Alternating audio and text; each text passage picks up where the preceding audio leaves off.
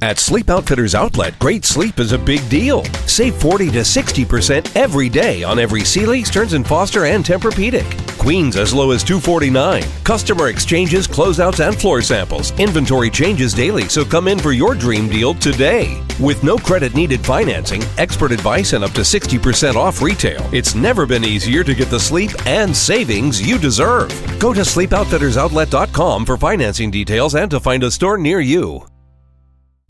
For the ones who get it done, the most important part is the one you need now. And the best partner is the one who can deliver. That's why millions of maintenance and repair pros trust Grainger, because we have professional-grade supplies for every industry, even hard-to-find products. And we have same-day pickup and next-day delivery on most orders. But most importantly, we have an unwavering commitment to help keep you up and running. Call, click Grainger.com, or just stop by. Grainger, for the ones who get it done. A choice right now, between fear and love. It's just a rock. Out of the dark night of ignorance and into the shining light of truth. Expanding reality. A population of citizens capable of critical thinking. We don't see things as they are, we see them as we are. There's a level of reality where everything dissolves into an ocean of energy. We empower our experience by insisting on our authenticity. That's very profound. Very. Expanding reality. Welcome to Expanding Reality. I am your host, Brandon Thomas. On this incredibly cool and fun and amazing episode, Barbara DeLong joins us to talk about her book, Before Roswell, The Secret History of UFOs. Not only that, we dive into some old cases, guys. We get on some amazing rabbit holes. She is an absolute delight, and we just have a blast recording this thing. So you're absolutely going to love this conversation. Check all the ways to find her in the show notes. Check all the ways to support us further down there as well. Stick around for after the episode for even more detailed information about some really great things that we're doing in our aligned partnerships as well. But for now, and without any further ado, Barbara DeLong. Barbara DeLong joining us. You are fascinating and incredible. We have been speaking here about your book, Before Roswell, The Secret History of UFOs, as well as your incredible card and your handbook, which we're going to get to your cards here before we're done. My gosh, you're fascinating and interesting and a delight to talk to. So if you don't mind, for my audience not too familiar with you, do you mind just letting us know a little bit more about yourself? Sure. I started out life as a school teacher. I taught special education for 25 years. And then I moved into the metaphysical full time. And I'm an ordained minister. I lecture. I do podcasts. I have a podcast show called Nightlight Radio. And I interview authors. I also part-time am an artist and a poet, and I have found that since I retired, I've never been busier. So you name it, and if it's in the metaphysical field, I probably can talk about it. There aren't many topics that I haven't touched upon in the years that I've done the Nightlight Radio show. I think there are over 1,000 episodes there, and I've interviewed some of the most fascinating people around. I have 2 master's degrees in education, and I call my radio show my PhD program because it's so cool. I have an area of interest. I find an author I think is spectacular and well-known, and then I talk him into tutoring me for 2 hours on the radio. And I have an amazing education because of it. So yes, ma'am. It's been very exciting, and I'm still cranking, and I'll be 80 next year. So, God, you're crushing it. You're absolutely crushing it. All 79-year-olds out there, just don't worry about it. Barbara's got you covered. Look, this is what you got to look forward to. She's spunky, she's spry, she's crushing. So, with your book, Before Roswell, you and your co-author wrote that. So, tell me about that. How did you meet Ken, first of all? Well, it's an interesting story. Mark Eddy introduced us. He was Shout out. Yes, he introduced Yes. us as well. To cut you off, young lady. Mark's will be linked in the show notes. Please continue. Okay. And Ken was on the show and I met him and he went to my website and my website is, BarbaraDeLong.com. Let's get that out there. It is a site that has a tremendous amount of material on it, and it's my umbrella for everything I've been interested in. There's stuff on there, it really just about everything. And prior to Mark Eddy, I was married to Patrick Cook, who was the first person to have a Bible UFO website out there when it wasn't famous, and he helped to make it famous. And he had a phenomenal website that was just spectacular. And when he passed away, I couldn't keep up two websites, and his needed a lot of work on it because he hadn't done anything because the last couple of years he'd had cancer. So I checked his website out, and everything that was in, he's done 3 books, and most of the stuff on his website were in the 3 books with the exception of 2 areas. One was the giant material and the other was the UFO material. And so I moved them over to my website. And immediately, because I had had a UFO experience, I'd seen one, I became an expert in the field because of all of Patrick's research. Ken had been, Ken works with UFO stuff. He's done a number of books on them. And he saw the part of my website that had to do with UFOs and chronicling, all of them going, I think the last entrance was in 2000, but going back 23,000 years. So it was a phenomenal amount of material. And he contacted me and asked me if he could use the material from the website. And I said, of course, go for it. Get it out there any way we can. And a little while after he contacted me, he called back and he said, do you want to co-write the book? Now, the majority of the book is Patrick's work. We did not put his name on the cover because, let's face it, he's dead. So it came off my website. So, and Ken took the material and he divided it into different categories, and he wrote a little blurb before each category, and he sent me the PDF, and I added to his blurbs. He wrote the summary and I wrote the conclusion. And, to say I wrote it is ridiculous. It's really a charming book on the UFO sightings that happened before Roswell. And to be honest with you, I've read the book 4 or 5 times, and I keep finding things that I find fascinating in it that I didn't know. Ken and I both added a little bit here and there, but for the most part, Patrick wrote the book. And we are finding that it's a more powerful book than we had actually envisioned or intended. We're delighted it's doing so well, but it's important for people to understand that there have been UFO sightings. I mean, you go back 14,000 years and you find them in caves in France. You go back even further. I mean, in the Bible, they're mentioned. They're all over the place. They have been with us for as long as we have been here, and they maybe were here before us. So it's hard to write a book about them because there's so much material. But I think it was really important that we stop at Roswell, because after Roswell, then they started to become political. They started to become hidden. They started to generate fear in society, which had never been there before. And if you read through the book, you'll see that, some of the farmers that said, yep, I looked in the sky and there was this thing. And then I finished plowing the field and I went and milked the cows. No fear. When I had a UFO sighting, at least with me, there was no fear. It landed on my campus. I saw it take off. I could see its VIN number, and then it was gone. But I think there's been such fear connected to UFOs that we forget that they really and truly may have been here before we were.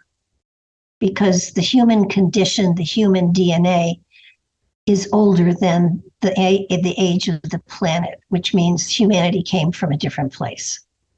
So we're not indigenous to Earth.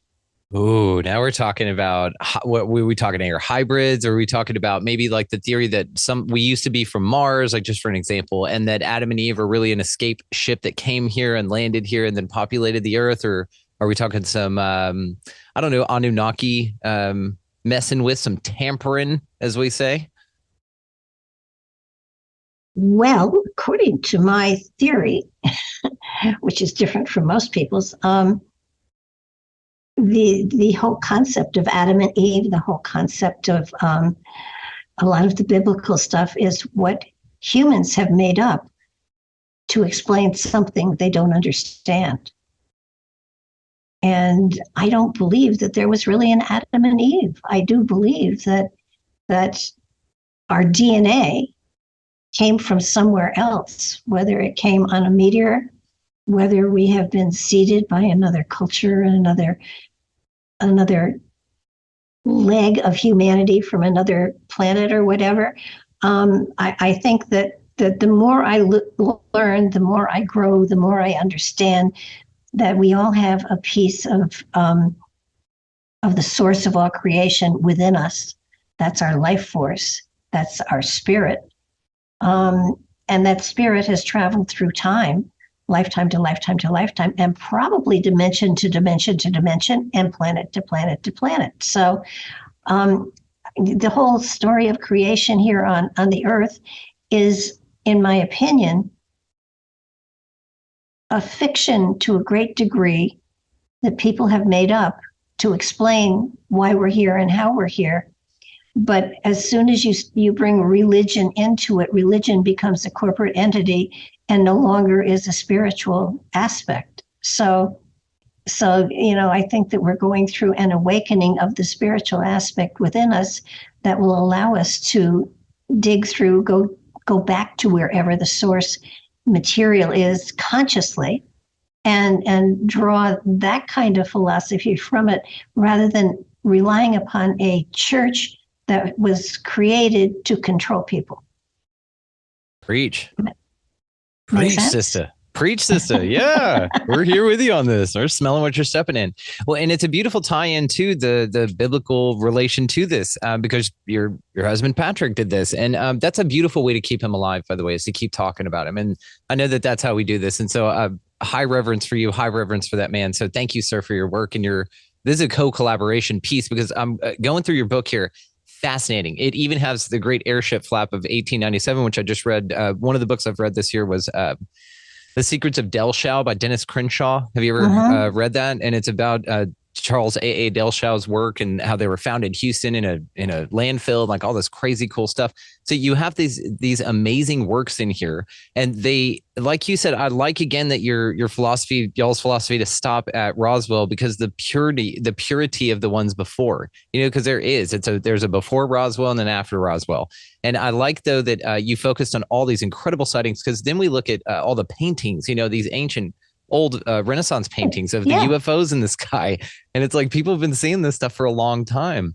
But again, the biblical tie-in, because then you look at things like the Ark. A lot of folks have talked about that Jonah and the whale and the Ark and things like this are stories of technology, not necessarily maybe divine intervention, but perhaps one could say one and the same. But it's an interesting thing. So now, are we talking about perhaps that hominids here were modified, or do you think that this was just a blank planet that perhaps was even terraformed for the species that was to be introduced to it? What do you think? I mean, Well, if you go that way, how do you explain the RH factor? How do you, that has no explanation. They haven't figured that out yet. I don't know. I suffer from incredible allergies. So, I'm thinking maybe I'm not indigenous to this planet. Well, Dr. Michael P. Masters has talked about this with his book, Identified Flying Objects. And his whole thing is bipedalism, that there's a lot of perils in being bipedal, that our bones and joints and our hearts and circulatory system, and like you said, allergies, there's all sorts of other reasons, which he found interesting in that a lot of the contact cases reported were of bipedal entities. He's like, what's that all about? You know, it's not even the best design in the universe. Why are even mantis beings and reptilians and grays? And what's the deal with this shape, you know? But like you said, maybe it's an implant, maybe it's the design, and we were just sort of brought here, but we do seem to have a lot of challenges, and being bipedal seems to be one of them. Well, yeah. But according to my theory, and it's my new theory I've been playing with for the last 5 years or so, our spirits, as a spirit, we're etheric. Where there's no form, there's no shape. It's a consciousness. It's an energy. And when we find a planet that we would not so much a planet, but there is a point in time wherein the spirit needs to experience physicality, and in order to experience physicality, it creates an avatar, and the avatar is the human body that we're in now. And when the human, of course, now humans, procreate, and before the fetus actually has life, it is a combination of mother and father's DNA. But before life, or when life happens, when the heart starts beating, that is when the spirit has entered the avatar and brought with it spiritual DNA, which has the Akashic records, which has the map for this lifetime. So if you look upon it that way, this form seems to be what is most indigenous to this planet for survival. So that if you incarnated as an animal, and I don't think we do, then you'd have, a very short space of time. You wouldn't understand emotions. You wouldn't understand a lot of the things that we have to go through in making our way through this lifetime, which is a celebration of life. And it's not meant to be difficult, but it is meant to be challenging, because that's how we grow. Yeah. And, when you have things happen in your life that feels like the world is coming to an end, there should be a celebration, because it means that you're making a transformation. You're going to another level of consciousness. You're getting closer to creation. And therefore, this is a wonderful thing to, be challenged like that. Most people think it's punishment. It's not punishment. It's you've grown this far, graduate, get through it, stop complaining and get on with life. No, I would not say that to anybody, but that's basically what it is. So I forgot what you asked me. Well, you got me fired up. So I'm going to pop in here because you got me fired up. This is exactly what I'm talking about, Barbara, right there. That I've been screaming this from the mountaintops for so long. So thank you so much for the confirmation on it. I appreciate it. We share the vision on this exact concept. Thank you. I mean, to me, and I've been through some real tough stuff, and there are moments when I would have felt very sorry for myself, and then I thought, well, wait a minute. If this is a lesson, it means that I'm hot stuff. That I created a situation where I have to grow beyond it. Yeah. So in a way, it's a compliment. That is a great way to put it. I always say these times or whatever, those moments, those feelings, and they usually come in times and waves or whatever, but they're indicators of level up. You nailed it with this. Yeah. They're like, hey, heads up, your world's about to go amazing, but let's just settle here for a second. Well, yeah, but you're not being punished. You're being challenged. Yes, to grow. You're being invited to step into the next greatest, grandest version of you. And that's how it's done. Yeah. Yeah. The doors were uncomfortable, They're like full of bristles, like passing through a whale's mouth or something, but you got to squeeze through it. So once you get through, though, it's really nice on the inside. There's flowers and stuff. It's pretty. They play nice music that we like. Well, so tell me about your UFO sighting. What did you experience? Do you feel that you've been contacted, officially yeeted up into the sky, as the kids say, I believe? It was in '66. I was in school in Ypsilanti, Michigan. I went to Eastern Michigan University, 7 miles away from Michigan's University of Michigan. It was that period of time when J. Allen Hynek was saying everything was swamp gas. And we were, the the women's dorms were locked at 11 o'clock. Like we couldn't get in trouble before 11, but you know, we were locked in at 11 o'clock. And we were listening to the news because that was a terrible thing to say. It was before we had television in every room, you know. So we heard on the news that the flight into the 3 airports that were around us had been stopped because a UFO had been spotted in the area. And so, of course, you know, we're looking out the windows, and then we hear that on the news that it appears to be around the campus of Eastern Michigan University. And then we heard police cars streaking by us with their windows open and their flashing lights and everything. And we heard on the radio, it's landed on the baseball field. We're going to turn the stadium lights on to get a better look. You know, what better way to see something that you want to sneak up on than to come with sirens and flashing lights? Anyhow, there was a building between my dorm and the baseball field, and we saw the glow of the lights go on, and then we saw this saucer raise up, and it swooped over the dorm, and it felt to me like it paused there for a minute. It probably didn't. It just felt like it. But it was so close it blocked out the sky. And then it went, and it was gone. No air displacement, no noise, no sound, no nothing. It became a light in the sky, and it went towards a larger light in the sky. And as we watched, you know, later on, other lights were going to this brighter light. What I found fascinating was that, you know, we were all crowded in the windows. And some people were screaming, some people were crying, some people were hiding in closets for what I don't know. But you know, they were going nuts. And I was standing there saying, "That is so cool." And I looked around, and there was a girl standing next to me. I said, "Did you see that?" And she said, "I didn't see anything. I don't know what you're talking about." Really? So my theory, and I have nothing to base it on other than my own experience, is that it's a level of consciousness. If you see it and you're not afraid, there's a level of consciousness there that says maybe you're ready for more. I have no memory of being visited, of being taken anywhere or had anything done to me. I have no memory of it. It doesn't mean it doesn't happen. When I saw Close Encounters of a Third Kind, I remember at the very, very end where they were shoving Richard Dreyfuss into the saucer, and they were saying he hasn't had the prep work, he hasn't been trained, yada, yada. And a voice, I don't know who said it, but he said, but he was invited. Yeah. And I felt invited. So it changed my life.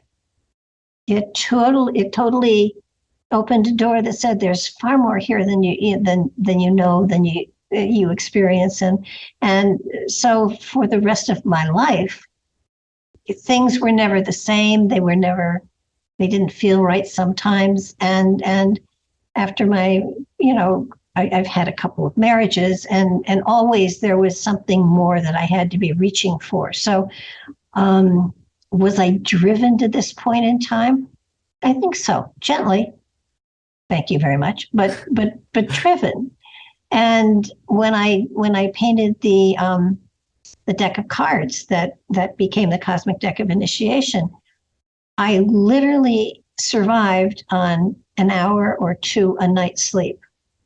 I would get up, I would teach full time, I would go to Little League games, I would go to concerts, I would do whatever I had to do. I would paint for 12 hours a night and then sleep and get up and go back to work the next day. I was driven. I was absolutely driven. When I wrote the handbook this last time, I had days that I didn't sleep, that I would just feel suddenly, I would feel a rush. I would go to the computer and I would write, and then I would, you know, take a nap. Thank God I'm retired. I don't know how I might have done it otherwise, but it was a tremendous push. But I didn't sit down to write unless I felt that push of energy, knowing that there was something to say. So it took about 3 months for the book to get written, and it was written the same way the cards were painted, exactly in order from physical to spirit and beyond. And so, the UFO really did open my world up, and certainly having Patrick as my husband opened doors to all sorts of UFO people that I never would have, they never would have talked to me had it not been that I was his wife and that, I had done Secrets of the Stones with him. And so it all worked out. And at the time, you never know what the plan is, but there is a plan, and you carry that map inside of you. And, every now and then you kind of want to peek, but I like being surprised. So that's where I am today.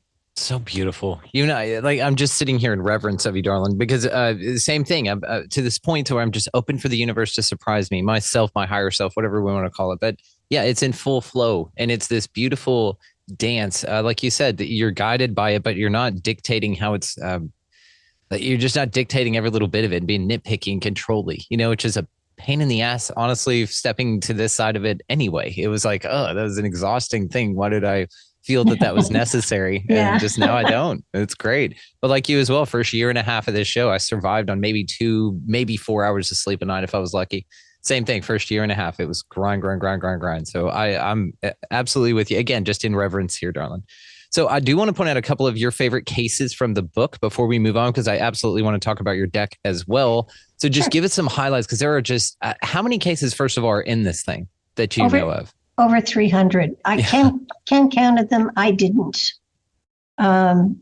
It's amazing. I have read through it probably 2 or 3 times since he did it, and am amazed that. We only took 300. Ken only took 300 instances off the website. There are far more there. Yeah, it sounds like another book's in the works, huh? No. No, UFOs, this is it. I may do something with the giant material, because there's a lot of that there too. Okay, and I'm not going to forget to ask you about giants before we go. Okay. Okay. And then we'll definitely have you back on for that one.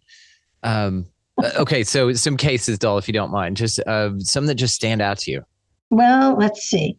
1917 was when Admiral Byrd led. Wait a minute, I had it written down here. He did. Can't remember which page it was. 11, I think. I want to get it right, because it was. Now, Admiral Byrd was the pilot that what do I say? There is the whole flack about how he flew into center Earth and stuff like that, and came out and went back and reported to the government, and they said, "Oh, for God's sake, keep your mouth shut or we'll kill you." Well, no. Well, yeah, basically that.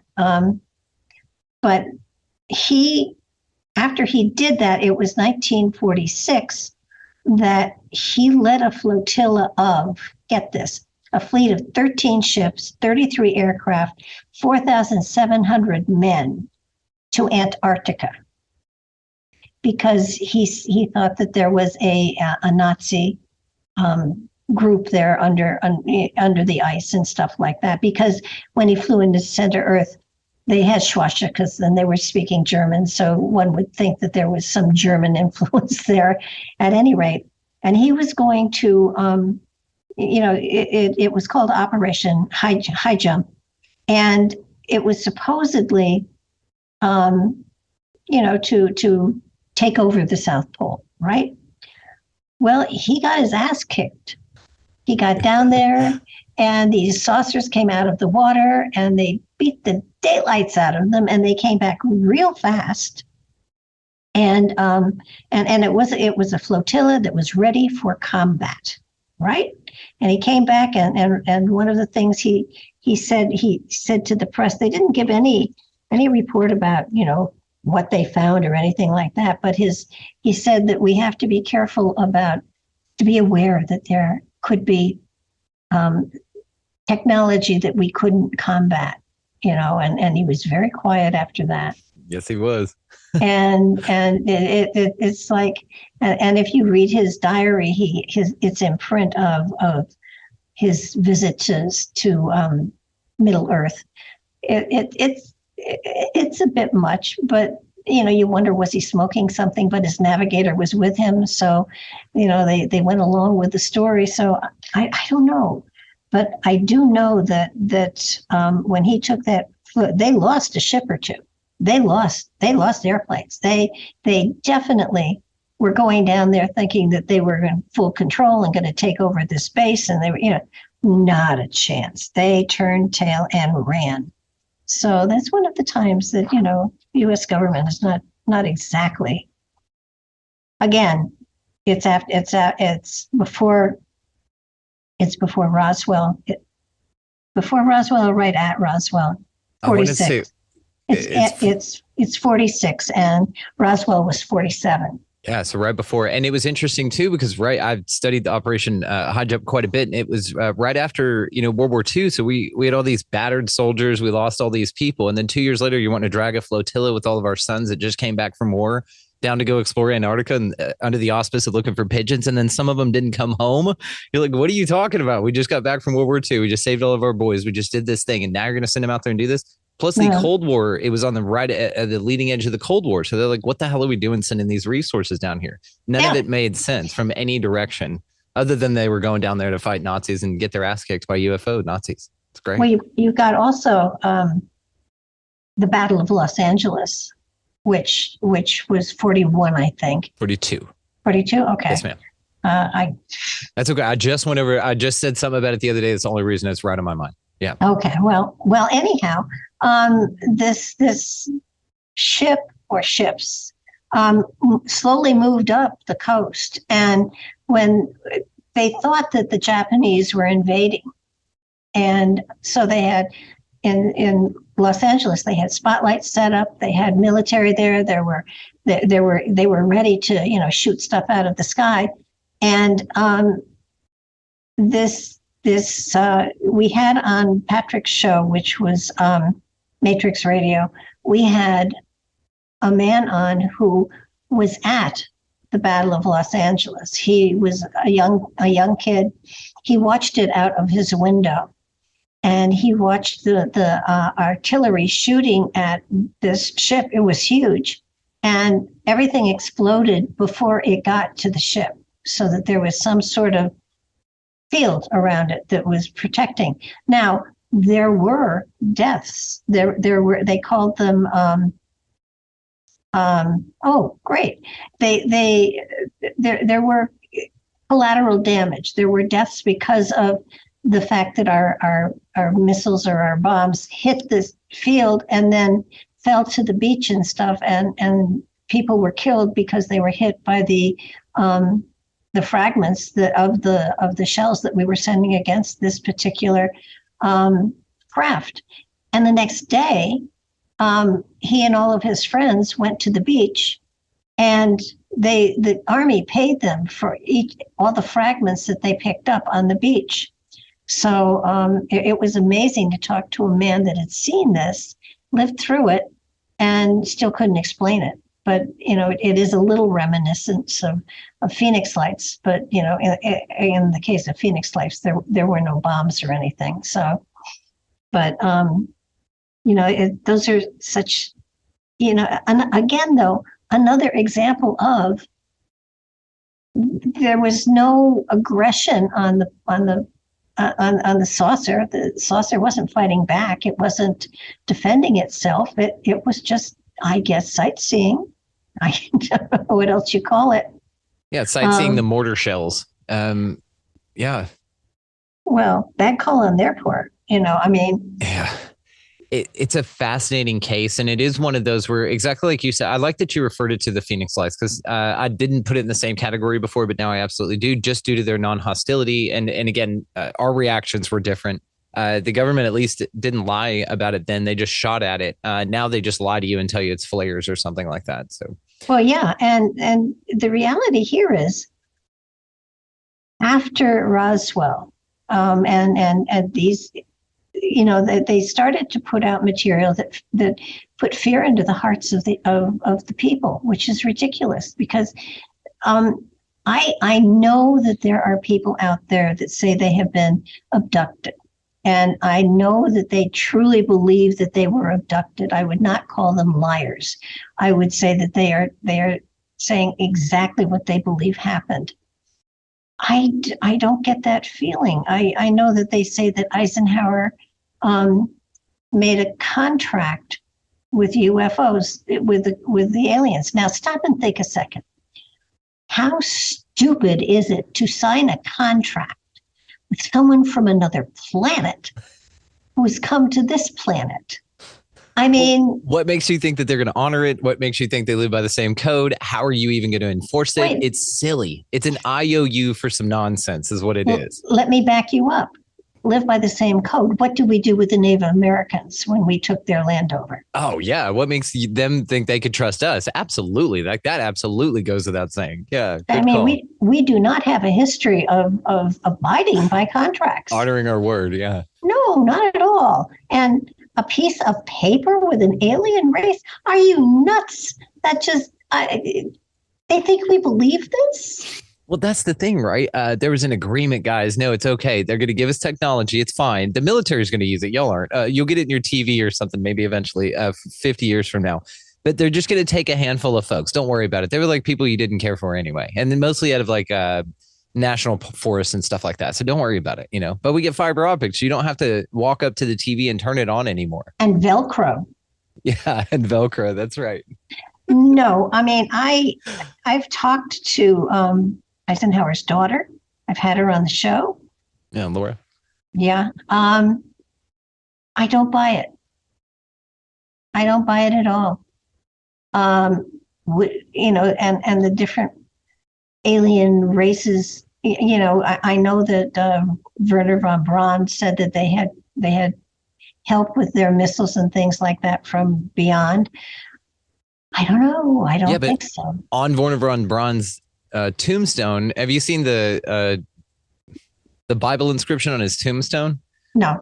It is a Bible verse that says something about that the handiwork of God is revealed in the firmament above. So a lot of flat earth people are sitting here saying, well, the space guy said flat earth is a thing. So it's on his tombstone. Like, why would he put it there? You know what I mean? So that's an interesting one. I want to say it's Ephesians 19:2, something like this. Anyway, it's an easily Googleable thing. But yeah, it's pretty interesting that he had that on there. Well, it was interesting when Hitler had that group of psychics that was advising him with Maria Maria Abramovich. Something. Abramovich? No, it began with an O, I think. Orsic. Yes, something like that. Yes. And they showed her picture to Billy Meyer. And Billy Meyer said, that's Semyasi. Yeah, the Pleiadians that were hanging out with him in Switzerland, right? Yeah. So, I shake my head at that. I can't explain it. Because then what's the deal? Are they helping both sides? Are they helping anything? Are they, what's going on with that? Are they playing both sides? Well, as far as I can figure, they should have a non-intervention because Star Trek did. Well, but Star Trek may be one of those psychological operations. I've thought about this, that maybe, yes, we're under the impression that sort of like the Asimov's codes, right, for the AI. Oh, they're not going to hurt you because it's built into the code. Oh, yeah, we saw it on Star Trek. It's built into the intergalactic code that we made up from our human perspective, that they can't do anything, that there's a non-intervention. But it seems like that they intervene all the damn time in things they want to. But then things like, let's say, I don't know, the Holocaust, they seem to just kind of take a back seat or be too busy for.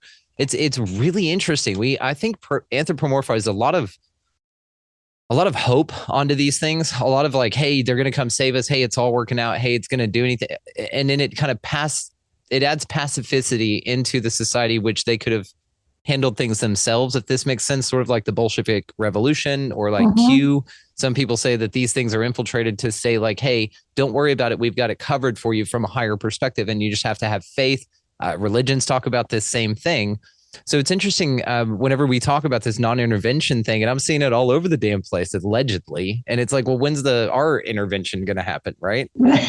Well, if you look at, are you familiar with the Rendlesham? You must be Rendlesham Forest. I had Jim Peniston on. He's great. Yeah. Yeah, when he touched the drone, he got the binary code, and the binary code, among other things, said that something about the human condition worth continuing watching, so to speak, and from 8100. Now, at first I thought, isn't that cool? We're still here in 8100. And then I thought, wait a minute, the human condition. It didn't say we're still here. It said the human condition is still there. And someone from 8100 was looking back and saying, we're going to keep watching them. I mean, if you stop and think, Nazca is not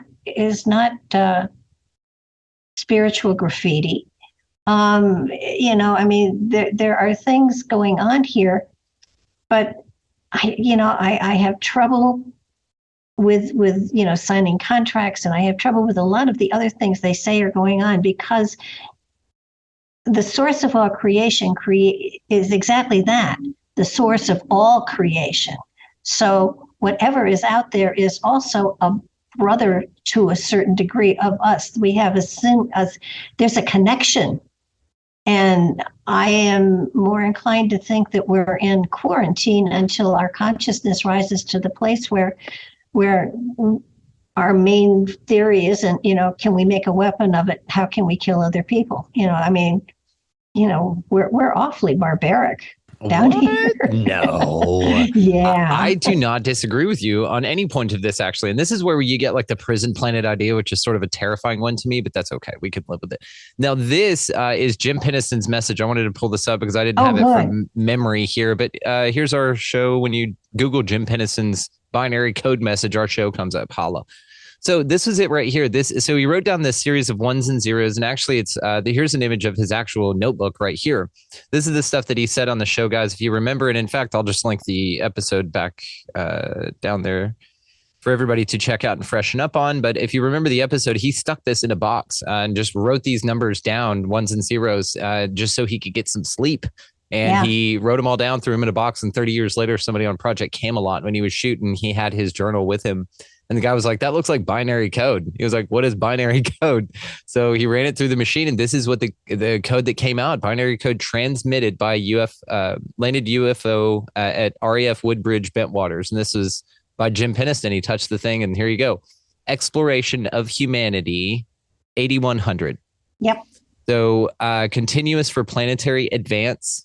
Fourth coordinate. And so there's a bunch of coordinates on here. Now, all of these have been looked up, and I wanted to say they were like the pyramids of Giza, Teotihuacan, Bermuda Triangle, like some interesting locations physically on the earth. And then it reads eyes of your eyes, origin, and then another 8100. Yep. And then origin year, 8100. Mm-hmm. Whose origin year? Yeah, that's kind of, is this us from the future? Do you think it's something like that? I think it's from the future. I don't know if it's us. Okay, that's fair. What are your thoughts on like that Earth just sort of goes through these experiment phases? Like you said, we're not from here.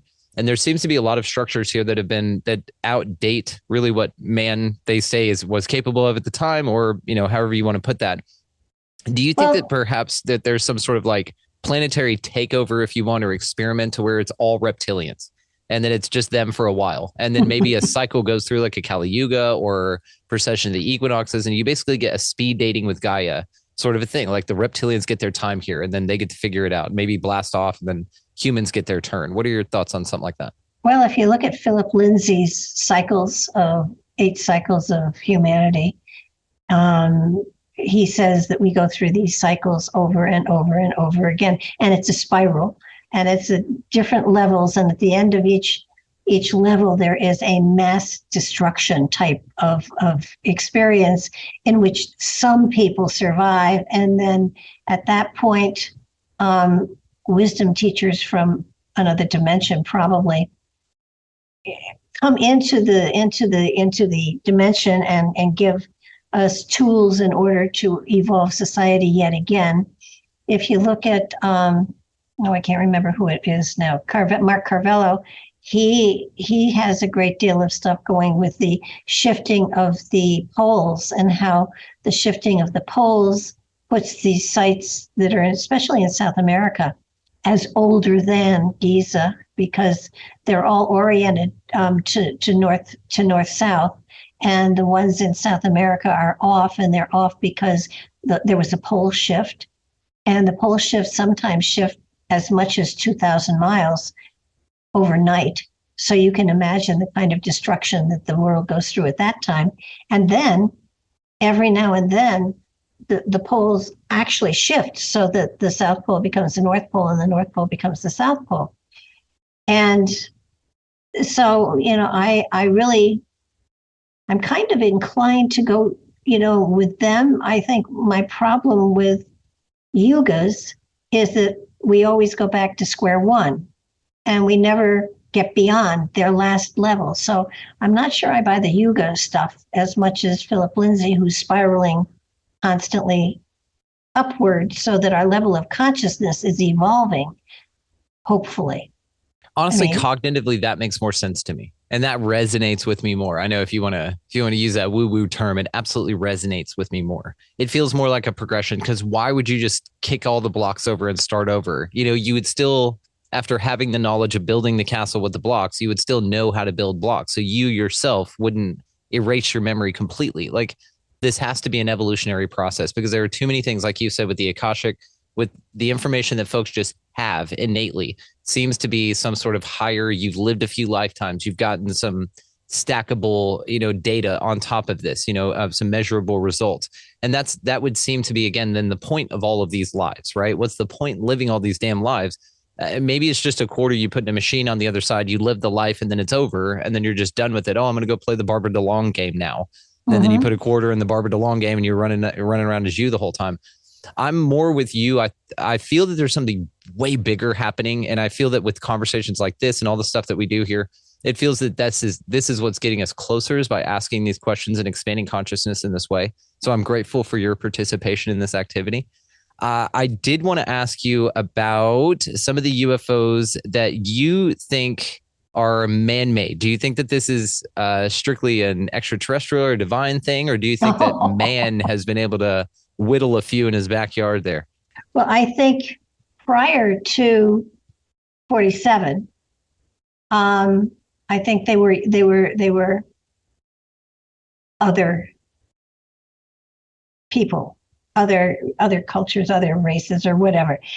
Since then, you look up in the night sky and you just don't know if it's ours, if it's China's, if it's the Philippines, if it's the Japanese, if it's the Russians, if it's, whoever. You can't tell anymore. Everybody has drones of some sort up there. And I think too, in my opinion, anything that we see are just drones. They aren't spaceships. Now I will say that there are NASA photographs of discs and stuff like that in the sun's corona. I think they're not taking sun baths, they're refueling. I think that there are definitely out there motherships of some sort, no question. But what we see in our night sky are drones that come from maybe the dark side of the moon, wherever. But we're not seeing real spaceships at all. I think probably what even landed on my campus was a drone of some sort. I don't think they man them. I mean, and if you go to the book, I mean, my goodness, they're the one with Aurora, Texas. The ship hit a windmill and crashed, and they fixed it a little bit and it took off again, and then it crashed and burned. And they thought originally there were 6 people in it, but they only found one body, and it was a very small man. And the citizens of Aurora had a funeral for him. And I think, and we got the report of the event from a woman whose mother would not let her go to the crash site, but let her go to the funeral. So that, you got to think it's real. And then after years and years, some agency wanted to exhume the body, and the people in Aurora, Texas would not tell them where it was. They wanted him to rest in peace. So that's one of my favorite. No, actually, my favorite piece of trivia from the book, which I'm going to talk about it so much it will no longer be trivia, but it was trivia when I saw it. The first human being to shoot down a UFO. Go on. The Red Baron from Germany. Really? Yes. The fighting ace, the pilot? Yes. The one the pizzas are named after? And Snoopy's companion. That's yes. right. That's right. The real Red Baron. He was the first person to shoot down a UFO. How did they validate that kill or that? I think, it was reported when he came back, and the pilot was not killed. He escaped and he ran into the woods. They never found the pilot, but it was so long ago that there was no fear to it, and he shot it down and it crashed. I think of this time like this steampunk era where they were moving and there was sort of a little bit of what they would call technology, and it was just rough and clunky, but that there were weird things all around before they drove them all to extinction, like mini people, like pygmies and things like this in the jungles. You hear of mini people, species. Think of the countless like megafauna that were here probably right about the same time, because there's even images and paintings. I mean, take this for what you will, pottery that had human beings hanging out with dinosaurs, like had leashes on them and riding them around and stuff like that. So then you wonder, it was just sort of this time, I think, where there were still pterodactyls flying around in the sky and people with muskets, shooting these things. I picture it as just an interesting time. Here's one that wasn't in the book that should have been. But no, it wasn't in the book. 1938, a Chinese archaeologist was looking in caves and stuff like that. On the border between China and Tibet, he stumbled into this cave that had these circular discs. There were 716 of them. They looked like records. It was almost stone-like, but they looked like records, and they had grooves in them, and they were called Dropa stones, and they were in a museum in China, I guess, and they finally were able to examine them more closely, and they found that in the grooves were glyphs of some sort. And when the glyphs, and it's like a record groove, it's that small. So you had to really be microscopic to get into the grooves. And the story was that they were in a spaceship that crashed on Earth. Their ship was absolutely destroyed. They had to mingle in with the people here and live out their lives. Now, that sounds pretty far-fetched, right? Not for this show. Well, okay, so today there is a tribe called the Dropa, who are small-sized individuals. The tallest one is between 3 and 4 feet, that are still living in that area. Do you think they could be descendants of that crashed race of people? You think? Damn.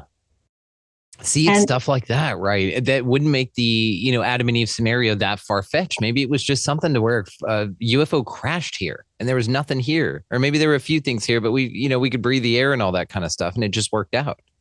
Well, I 10, 15 years ago, my theory on Atlantis, which today does not seem so far-fetched, my theory was a mothership had a flat tire, landed in the ocean, and terraformed itself to disguise itself. And as they terraformed, it became what was known as Atlantis, that they needed to have certain materials in order to heal their ship so that they could take off and fly home. And for hundreds of years, they were searching, and they would send emissaries out to developing cultures. And they finally did find what they needed. They repaired the ship and they took off. And overnight, Atlantis was gone.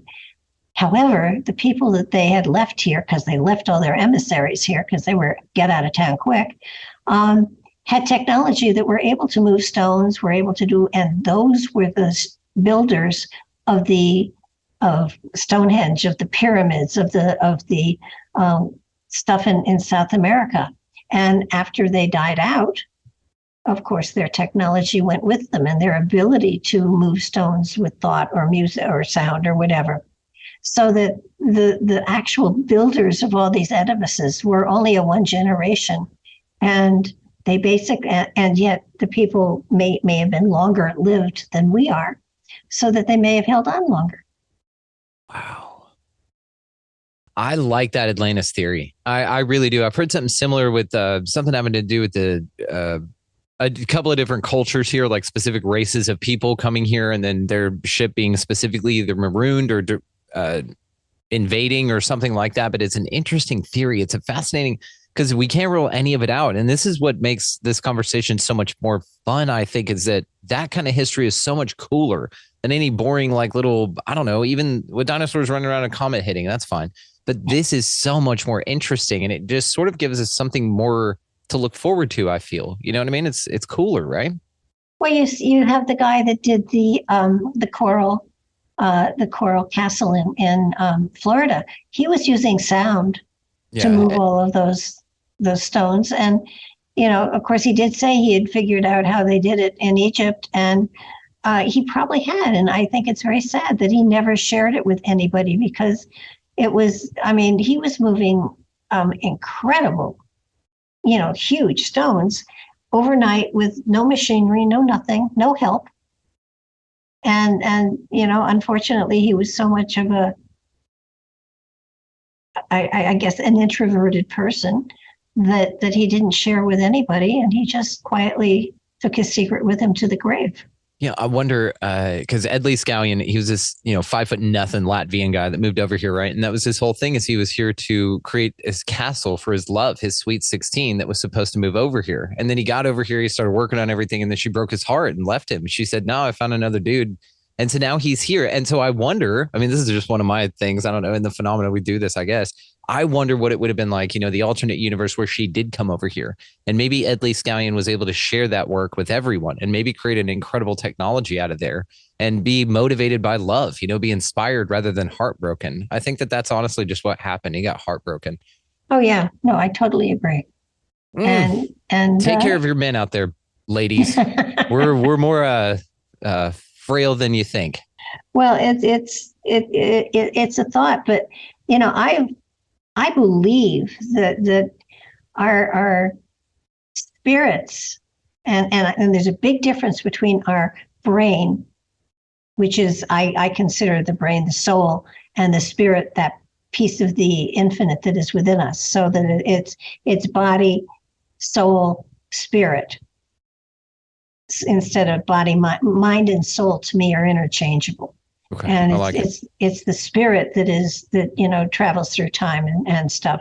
So that I believe the spirit that is in our body, that is riding in this avatar, has such power that we haven't been able to tap into it. And I think rightly so, because I swear to you, if suddenly I had the capability of being able to set fire at will or whatever, the government would be at me and probably want to dissect me to figure out how I did it. I had a boyfriend once that said, you better be careful about what you do, because there's a white table waiting for you someplace, for when you die. But I do believe that the spirit within us has come on, it's traveled through time. It's immortal. It can do almost anything. And when it's in spirit form, its capabilities are phenomenal. But in physical, it has to work with what we've got here. And I think one of the coolest things is that our avatars, our bodies, are like a car.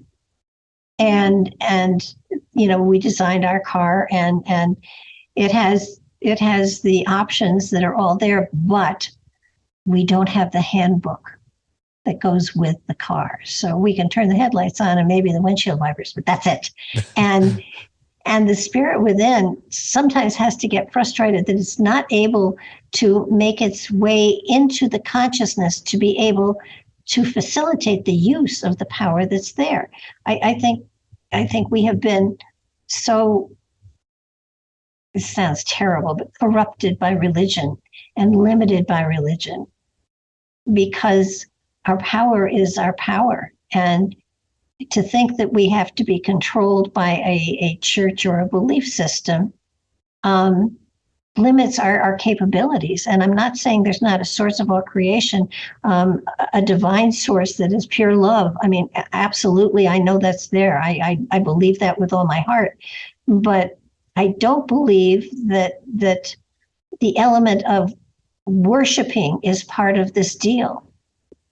You know, becoming an emissary of it, of sharing the knowledge and wisdom that's there. Absolutely, 100%.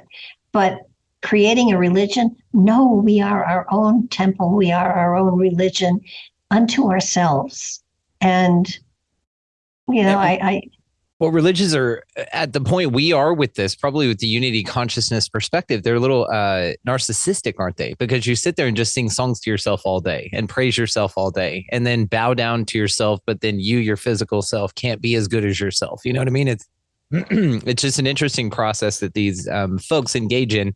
Now, I do see the value in the ego structures like that. I don't see them important for folks like you and I anymore. But I do found it valuable going through that to know that it wasn't for me, because I was raised in Southern Baptist, little Baptist church out there. And I just realized, you know what? Pass, not for me. But I appreciate the education, right? Yeah, I've been a little bit of everything all over the place. And I find, and every major religion is founded on the golden rule. So that, yeah, I mean, if you hold to that, you can't go wrong. They don't preach that, but they talk about it in the finer notes. You know, it's like assumed, and then they're like, "And now let's tell you about all the places you're going to go because you're doing it wrong." You know, and so like, okay, it's just an interesting. I mean, it's a psychology in itself, and I agree with you that it facilitates a reading level, but for us, we don't need that anymore at our reading level, right? No. Now, I wanted to ask you about this case because I've got your book pulled up here. 1676, England, Edmund Halley. Anybody out there? Edmund Halley. Oh, Halley's Comet.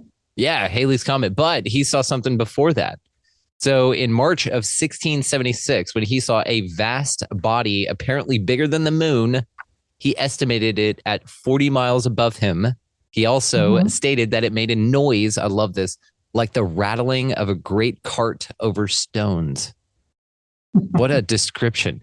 And then after estimating the distance it traveled in a matter of minutes, he came to the conclusion that it moved at a speed greater than 9,600 miles per hour. Now, I don't know what Edmund Halley's perspective of speed was back in 1676. I think that they thought going faster than 30 miles an hour would kill you and that the human body couldn't do that.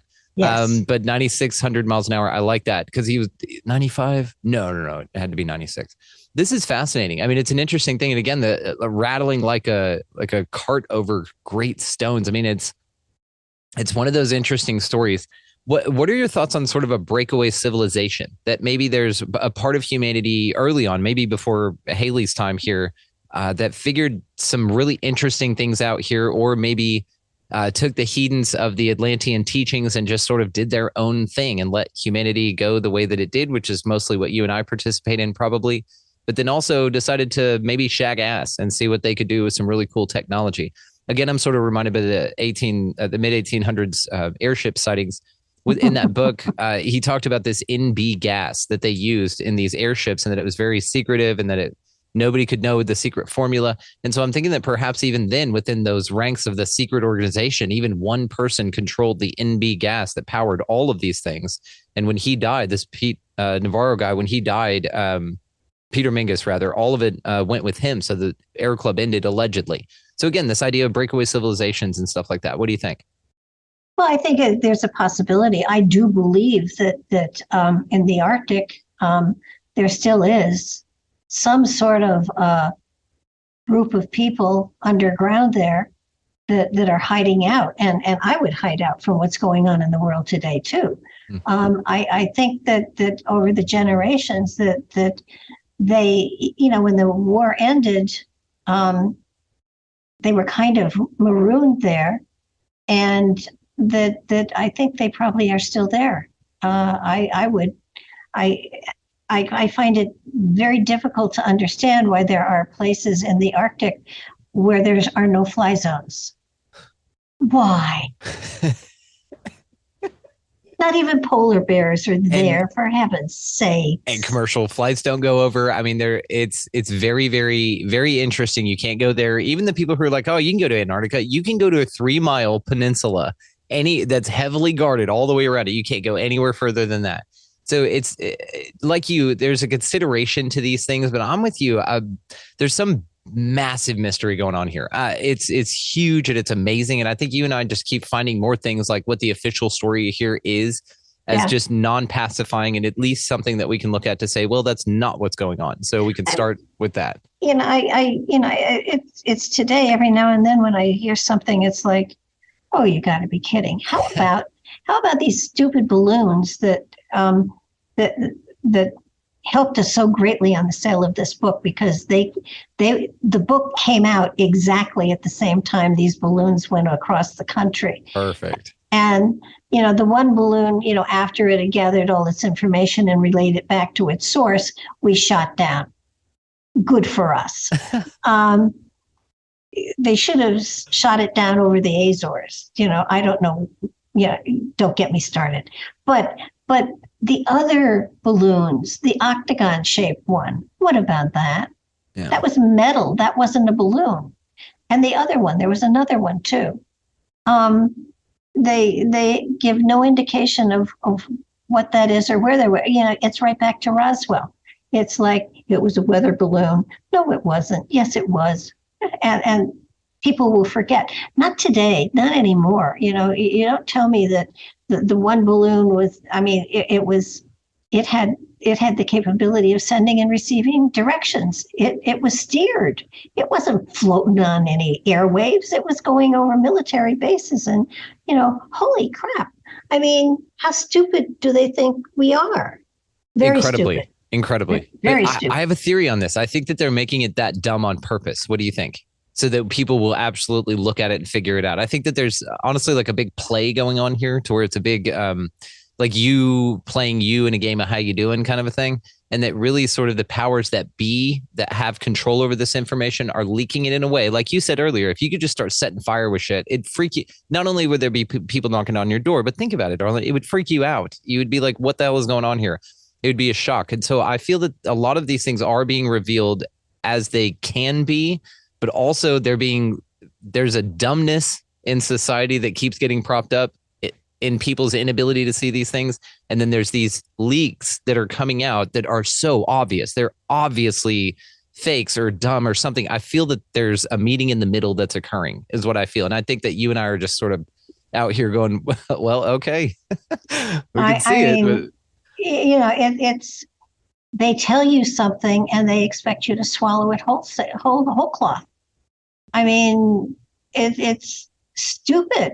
I think they do that. They're hoping that you won't, though. They're giving you something so dumb that you stand up and you say, hang on, this is stupid. We're demanding sovereignty here. We're actually demanding this because we all need to do that. And it's up to us to do that. No one can do it for us. No one's going to come save us. I'm ready for the non-intervention policy to be over, but I'm not going to hold my breath waiting for, Zeta Reticulum to come over here and tell me it's going to work out. So I feel it's an opportunity for us to kind of, in so many words, get our shit together. And that's what these things sort of do. They invite us into greater conversations. And then when the government obviously has nothing satiating to say about it, then it's our opportunity to say, well, then we need something different going on here. And again, I think it's part of a huge, huge thing. And these are just small little droplets of consciousness. And when you look at what science fiction has done, it has totally made aliens, into monsters. Yeah.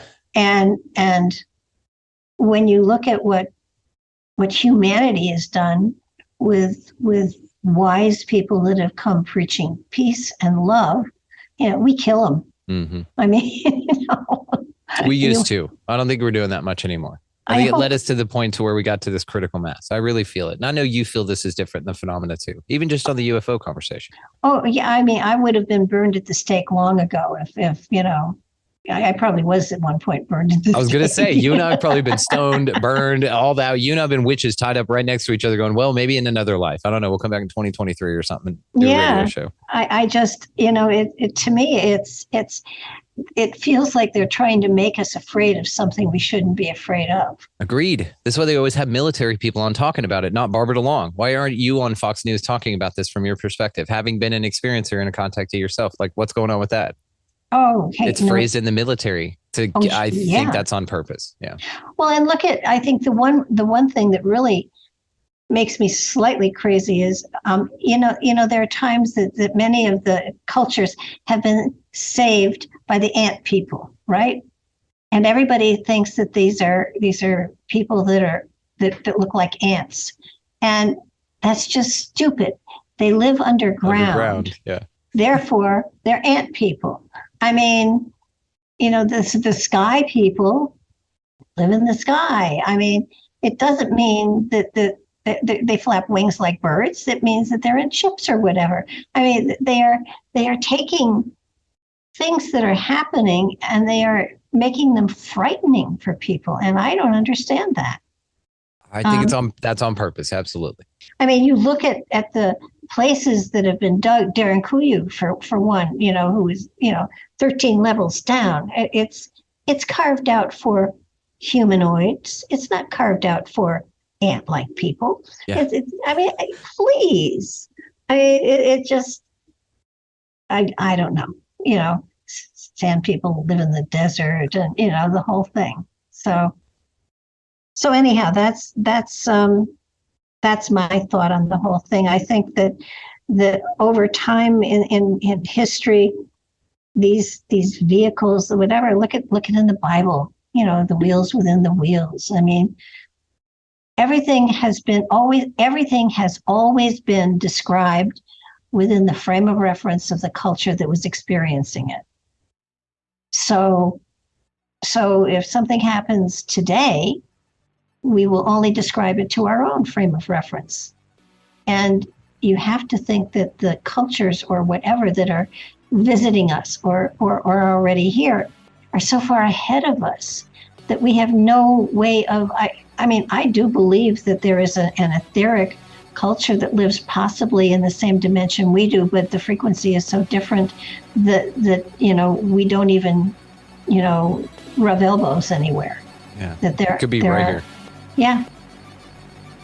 And probably sitting in, we could easily be their Friday night comedy hour as, let's see what the humans are up to now. Let's tune into this crazy business. It's great. Yeah. It's always entertaining. It's an interesting place, and folks like you make it even more fun. So thank you so much for this. We're gonna wrap it here, but I'm gonna have you come back for Giants in a quick turnaround. So I've got it noted here. We're gonna get you back on to talk some Giants with us very soon, because I'm a giant fan of that concept. Barbara DeLong, thank you so much. All the ways, of course, to find you located down in the show notes. You have an open invite to come back anytime, darling. This was wonderful. Thank you. Thank you. Just want to take a moment here and thank that delightfully wonderful woman, Barbara DeLong, for coming by and just being herself and absolutely wonderful and amazing.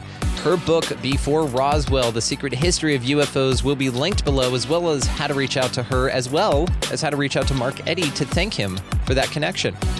Also, down in that show description area down there, we have our aligned partnerships. We love this, and we're so proud to present these folks to you. So we have Food Forest Abundance. Guys, get your freedom from fear on. Also, Opus, the Organization for Paranormal Understanding as well as Support. Also, the Manifestor's Guide. Level up like crazy with that, guys. Expanding Reality, all caps, no spaces at checkout. Super great deal. Also, Coherent Spaces. Get a wish unit of your own. Dr. Doug Maskey is hand-making these damn things, and he sends it out with love, and I'm grateful for mine. And it goes out on all the episodes. So get your own down there, Coherent Spaces. Check it out. As well as Christian Yordanov has offered y'all the access for his DTOP workshop at 30% off. There's a link down there for it. Amazing work that dude's doing. We love Christian. As well as, guys, the Luminous Education Revolution. Dr. Edith Mbutu Chan doing some remarkable work with this project. It's building communities that are outside of the normal education system. We are not subscribing anymore to the idea that this should be a nation of workers, not thinkers, and this idea has really taken off. So check the show description down there, guys, for the link for the Luminous Education Revolution. Also, just want to mention here as well, the Conscious Awakening Network is outstanding, and we're having such a blast doing these things over here. Pat Mahan just joined us for the last one.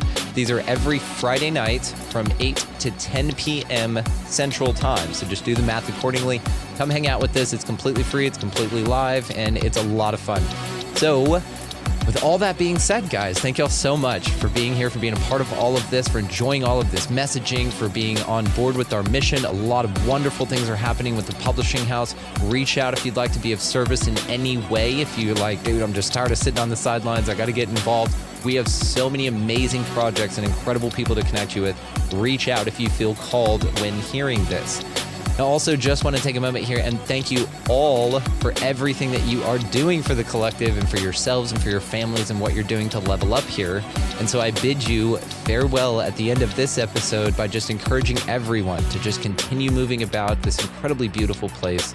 Grab a piece of litter off the ground if you're so compelled. Be nice to everybody that you come across. Pick up like I said, a piece of litter, but also maybe the tab, next to you at a restaurant. If you see a family sitting there, maybe you just want to pick up their meal. Maybe you want to pick up the grocery bill or somebody's coffee, something like that. It's a small thing, or it can be, that just has massive ripples out, just such bigger than the currency used to exchange it. And I know that y'all feel me when I say that. Beyond all that as well, guys, get out of the left-hand lane, because that's a huge pain in the ass if you've got somebody behind you wanting to pass. Just scoot on over. As well, of course, and beyond anything else, go out into this beautifully magical realm, whatever the hell this thing is, y'all. And y'all just be good to one another. Thank you so much for watching, listening, engaging, and just being the coolest deliberate creators out there. We'll see you next time.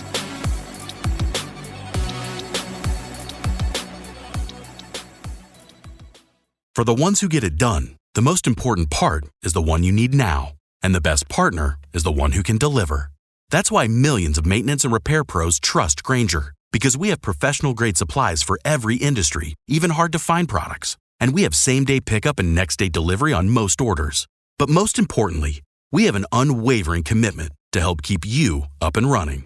Call, click Grainger.com, or just stop by. Grainger, for the ones who get it done.